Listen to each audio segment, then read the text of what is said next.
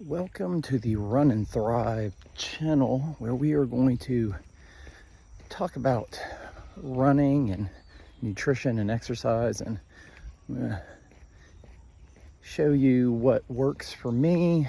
Go on this adventure of training for the Charlotte Marathon in November. For this first video, I thought I would just kind of give you a backstory of myself. Disclaimer, I am not a doctor, a trainer, a nutritionist, or anything else. Everything in these videos is what works for me. My recommendation to anybody is to diligently do research for yourself and find out what works best for you.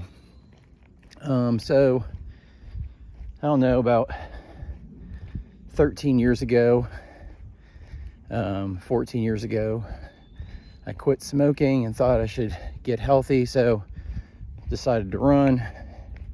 Got into running pretty good, and then it became an obsession where I was running like 5, 6, 7 races a weekend, 5Ks mostly, some 10Ks, and a few half marathons here and there. Was going pretty good. Started to burn myself out a little bit though, as one would racing that much. Signed up for my first marathon about 9 years ago, which was the Air Force Marathon, and training was going pretty good. A few weeks before the marathon, I severely sprained my ankle, so that kind of derailed some training there towards the end, but I was still feeling pretty good about it. Getting to the marathon, being my first marathon, I had some nerves. And so I took off way too fast, which is probably what a lot of people do in their first marathon. Ended up blowing up in the second part of the marathon and having to walk a vast portion of the back half of the marathon, and ended up finishing around 4 hours and 43 minutes. So not what my goal was, but I still finished, so I have to be proud about that. Shortly after that though, maybe a year-ish later, stopped running, got out of shape. Then a few years go by, get back into running, get back into shape, and then guess what? Got out of shape again. This time I got out of shape for a very long time and probably got up close to 250 pounds. I am 5'9", 5'10" on my best day. And so that's fairly overweight for someone of my height. And I am right now 46 years old, about to be 47. So get back into shape, start running. That marathon, the Air Force Marathon, had been really bothering me for a very long time, that I just didn't feel like I gave my best effort through that. So I decided that I need to lose weight, so get back into shape. So when I got down to about 200 pounds, which I did that by completely taking out all boxed foods, frozen foods, just ate meat, eggs, a few vegetables here and there. So once I got down to about 200 pounds, then I started running again. And I was like, I'm going to train for a marathon. So I decided I was going to sign up for the Seven Bridges Marathon in Chattanooga. And I live in the Atlanta area. So I know, unless you're from around here, you don't realize that it's really hilly around here. So the Chattanooga Marathon, even though I knew it was going to be hilly up in Tennessee, I wasn't too intimidated by it. So I thought I'd give a 20-week training plan for it. So felt really good getting into it. Missed no runs throughout the training plan. Was working out. So I was running about, I would say, I think it was about 3 days a week, topping out at 20 miles on a Sunday.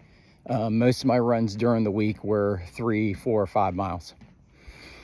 So I'd work out a lot of the days, weight training. And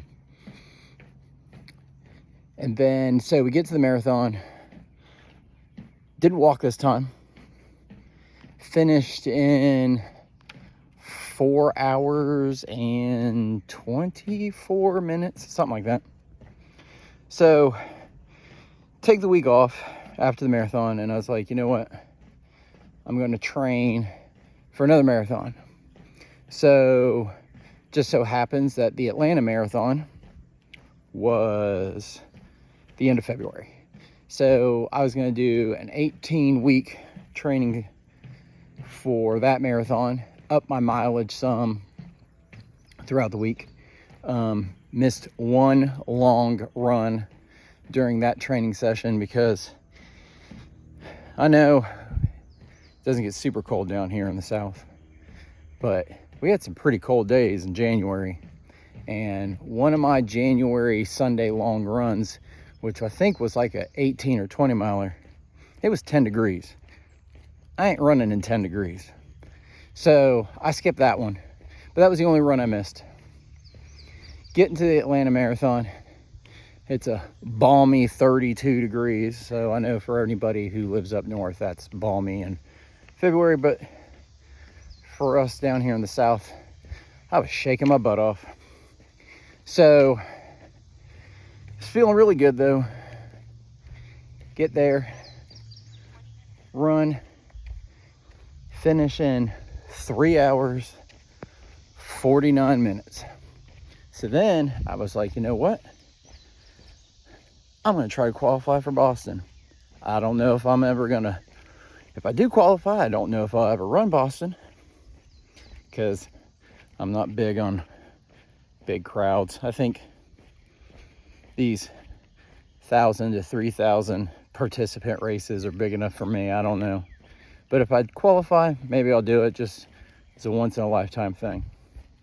So that's where we are today.